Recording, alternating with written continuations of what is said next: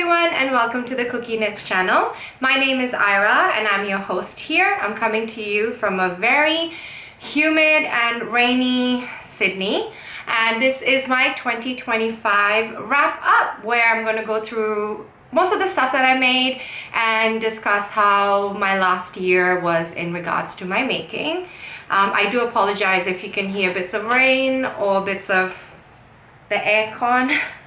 It's quite warm and I haven't had access to my room because I had guests staying, so I'm running a little bit late on my 2025 wrap up, so I thought I better get this done soon. So last year, I don't know, I had a weird knitting year. Kind of lost my mojo in the middle. I didn't think I had knit as much as I wanted to. I was doing a no buy, which failed very badly, and I sort of had a number in yardage that I wanted, in meterage that I wanted to knit, which I didn't hit. But now that I've put everything together and I'm looking at everything that I've made, it's still a pretty decent knitting year for me. So let's have a look at the numbers. I knit 22 projects all up in the year. I aim to knit at least 20. Don't care if it's big or small stuff. So I was happy with that. And then out of the 22, 14 were garments. So either tops or jumpers or vests I count as garments. I knit 4 pairs of socks, 2 baby knits for my friend who had a baby, and 2 fingerless gloves. So we'll just be going through the garments today. And in total, I knit 13.24 kilometers of yarn out of my stash. I was aiming to hit about a 17 or 18, which is about the most I've done in a year. I think that was in 2022. Nowhere close, but that's okay. So let's get started. Good thing I warned you guys about the rain, because it's raining. So the first thing I knit in the year was a Haru v-neck, which is a free pattern on Ravelry. It's 8 ply and I knit this in BWM Whisper in the colorway Espresso, and it was a gift knit for my sister. At the time, BWM Espresso was Whisper was a limited edition yarn, but they have still brought it back in different colorways, some new ones, but they didn't bring back Espresso, which I wanted a sweater quantity of for myself. Just the most beautiful color. And my sister said that it's been pilling a bit, which is to be expected. It's a super fine merino yarn. It's very soft, and I knit it on a slightly looser gauge, but she's been using the deep pillar, and other than that, it's been great, soft, comfy. She's happy with it. And then my next make was the Guernsey Genser by Sandnes Garn, and I knit this out of Knit Picks Wool of the Andes, which is a non-superwash 10 ply yarn in the colorway Lake Ice Heather, and they accidentally sent me way more than I ordered, so I have quite a bit of this yarn in my stash. This is a pattern from the Sandnes Garn booklet that's super popular, the one with the green jump on the cover. I think it's number 27. It has the Amy slip over in it and this jumper, which I love. I did alter it a little bit. I took a whole section out of the sleeve. There should have been another section of something on the bottom here, but I took it out. Maybe the moss stitch, and then the sleeve length is perfect. I had to undo and redo the collar to make it a bit more stretchy. I'm really bad with my 2x2 cast offs because I don't like the tubular cast off for the 2x2 where you rearrange it. So anyways, it was very tight the way I cast it off, and now it's much looser, but I still don't like how it looks when it's off the body, but I feel like that's a very knitter niche thing, because when you're wearing it, it looks fine. So I'm trying to get over not caring about what it looks like when it's unworn. It's a bit wavy. This jumper's lasted really well. I wore it quite a bit through winter. There's absolutely no pilling. I tend to find like the bum where I sit gets a bit of pilling, but there's nothing under the armpit or in the waist. Nothing. Probably because it's a non-superwash yarn. Really nice, Really, really nice. I'm very happy with it. When I get hot in this, I do feel a little bit of a prickle, but if I'm wearing something a bit higher neck in it, no problem at all. I'm very happy with this one. And then the next thing that I knit was the blouse number 1, which is a blouse number 1 light, which is a pattern by my favorite things knitwear.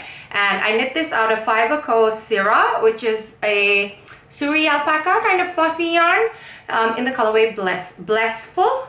And I knit this for my sister as well. They've just announced that the Fibre is closing, which is sad. This yarn's lovely. I've always wanted to try a couple more of their yarns. I think Lore is their yarn. It's been a time of change, I think, for a lot of yarn companies, but I really like this yarn. Keep an eye out if it's on sale somewhere near you. My sister loves the jumper. She wears it heaps. It's actually quite warm for being a sheer transparency sort of jumper. It's nice. I think it's lasted well, and she hasn't said anything. And then the next thing that I knit is the Seaborn tee by Hanna Lubben. She's also known as Herb Garden Knitwear on Instagram. And I knit this out of Drops Belle, which is a cotton, viscose and blend, or maybe a touch of linen in it, in the colorway white, and the green is called moss green. And it's a really nice summery garment. It's still 8-ply, so it's also really good for seasonal changes here. I don't know if I would be able to wear this in peak summer in Australia, at least in Sydney. And it has this beautiful lace on the edge of the sleeves and at the bottom. I had knit this for my friend before and I loved it, and I had bought yarn to make some for myself as well, and after honestly maybe 2 years or 3 years of it being in stash, I finally got around to it. Love it in this crisp white. Really love this top. I like the knitting of it. I want to make a solid color version of it, and this yarn's held up pretty well. No complaints. This is my Seaborn tee in Drops Belle. And then the next thing that I knit was the Kerr sweater, which is a pattern by Clow. I knit this for my friend Anne, and I knit this out of Bendigo Woolen Mills Alpine in the colorway Pink Heath. It's a limited edition yarn. You can't get that anymore. And then the gray for the color work was Bendigo Rustic in the colorway Misty. That's also limited edition yarn that you can't get anymore. And they're both 8-ply. So this is an 8-ply color work jumper. It was a pretty straightforward knit, and he loves it. She said she wore the living bejesus out of it in winter. She's really happy. I would totally make another version for myself. And then the next thing that I knit is the Tonight top by Lily Kate France. And I knit it in this gorgeous funky yarn from Woolen Works. She's a dyer based in Melbourne. And this was part of her Barbie collection pre-order, the one and only time I've put in pre-order for a color, like a collection. And this colorway was called Weird Barbie. I love this knit. It's eye-catching, to say the least. It's very me. I love a bright pink knit. The knitting was straightforward. I really love the fit of Lily Kate's patterns, and I love the double knitting feature on the armholes. It sits beautifully. Very happy. The yarn's nice and soft. This is a 4-ply Superwash Merino yarn. I would totally make more of this, and I wear this as a layering piece or in seasonal weather with a jacket, because I don't know if a 4-ply Merino turtleneck is summer wear here, but very cute. I love it. Would make more. The Tonight top by Lily Kate France. And then the next thing I made was the Vakka vest for my sister out of the leftovers of the Guernsey Genser. So that's also knit out of Knit Picks Wool of the Andes 10-ply in the colorway Lake Ice Heather, and I actually have enough left to make a vest for me too. So I got a lot of yarn in this order. This is a jump vest by Susanna Kaartinen. I've knit this before. I test knit it, and my sister loves loves the vest. She's been wearing it to work. It's nice and cozy, goes with her work stuff. And I think that's about it. No particular feedback from her. It has this beautiful cable down the side, and it has a split hem, and it's very flattering as a vest. And then the next thing I made was another vest by Susanna Kaartinen. Susanna is a Finnish designer. She's based in Melbourne, and her Instagram handle is Sanna & Co. And I knit the Alma vest, which is knit in the leftovers from the jumper that I knit for my friend Ine. So the pink is Bendigo Woolen Mills Alpine in pink Heath, and the gray is Rustic in Misty, both 8 ply, both unavailable. So this is the Alma vest. I test knit this as well. I did end up using the additional bust shaping to add a little bit of length in the front, and I probably wouldn't do that next time. It added length in the front, which is what it's supposed to do. This is a me error, and I feel like it's just a touch too long for me as a vest. I mean, it looks great on, but I prefer to have it a little bit shorter where the bottom of the shirt still sticks out. And the other thing with this one is that the colorwork ribbing does still curl up, and I feel like it's just a feature of the colorwork ribbing. I've seen other people's Alma stuff with the colorwork ribbing also still rolling. I don't know if maybe it had cast on a little bit tighter, but even the cast off at the V-neck rolls a bit too. Nothing too noticeable. Don't know if I would remake this though. Maybe if it was shorter. I feel like this is a garment I'm happy to have one off. And then the next thing that I made is the homey cardigan. This is by my friend Vera Marcoux, and I knit this out of Cascade 220. The purple is Mystic Purple, and the yellow is Sunflower. So even with the gauge swatch, it ended up being a little bit smaller. It came out a bit undersized, and because of that, the cardigan fits a bit weird on me. The button sits way too high up. I would have liked it a little bit lower. It kind of sits on top of my chest, so I wear this one closed.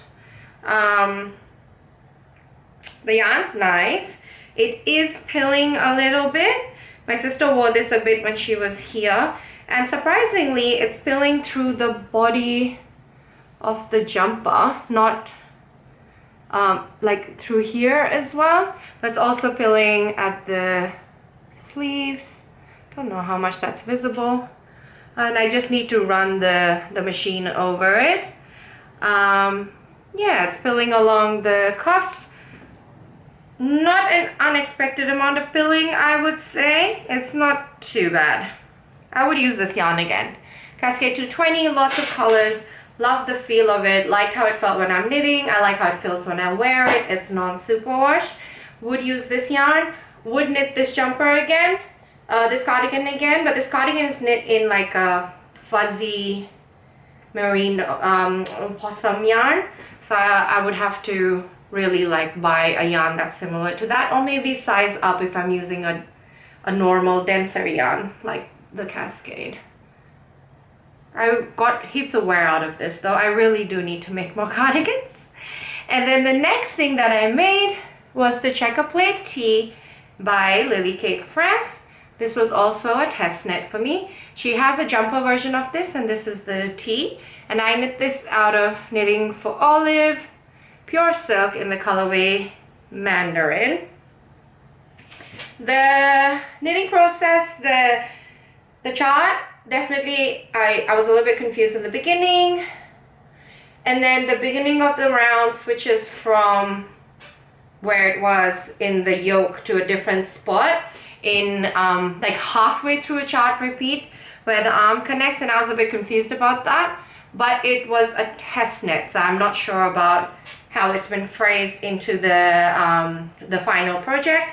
But you basically just, it's one of those patterns where you just follow the pattern and you will get the knit. The yarn, gorgeous. I have no complaints with this. I can wear this on quite warm toasty days. It's Knit Picks not knit picks, knitting for Olive pure silk. Really love how it feels. I didn't have any issues knitting it. It definitely does feel more like a plant-based yarn than like, you know, wool, but I had no issues. Really love this piece. Love the color, love the design, love the fabric, love how wearable it is. I'm very happy with it. Checker Plate Tee by Lily Kate France. And then the next thing that I knit was the Nefelli sweater by Hanna Lubben. And I knit this in a cone of yarn from JC Rennie. It's a super soft cashmere in the colorway Pink Blossom. This yarn is absolutely beautiful. It's like a heathered yarn. It's really nice and soft to the hand. Could definitely, it has a smell, the cone. It has an oil smell when you're knitting with it. But once you wash it, it's just the most beautiful. And this design is lovely. It has this cable running across the top, saddle shoulder into the sleeves, and has the same cable under the arm with a little split hem. I ended up sizing down on this. This was also a test knit. I sized down because I wanted a better fit on the body, but it's quite a snug fit on the armhole and the shoulders and the sleeves, because of course it's gauged to fit there as well, which I didn't consider when I chose, because I just went by the chest circumference and I didn't think about the shoulder and stuff at all. I had to mess around a little bit where the sleeve meets the body, but I like the fit of it on. It's a bit tight on the neck. The neck is a I-cord cast on, so if you have a huge neck like me, honestly, you can just cast it on a bigger needle. It doesn't matter if it's a little bit longer than what the pattern states, because you're going to pick up, and I think I would, next time if I knit it, which I would want this in the size that would actually be recommended for me, and because I love the fit of it.